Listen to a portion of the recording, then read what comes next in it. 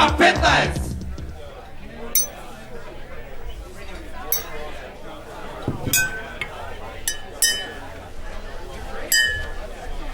Маре, шо се пираш тука сите да те гледат? Станови треба да одеме у казиното, разбираш, Блажо. Ќе одеме у казиното, чекай, само што нарачаях, да апна малку.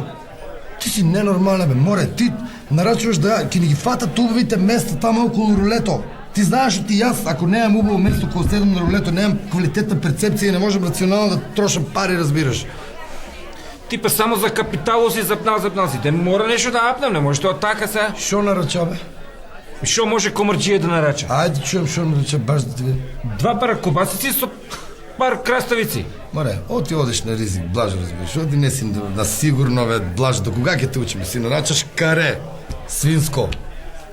Никој пат не си знаел, нити знаеш кога. Море, осет немаш, мерка немаш, за ништо немаш мерка. И кога одеме у казиното тамо, нити не знаеш, треба да знаеш кога да престанеш, кога да станеш, кога да седнеш, кога да прекинеш.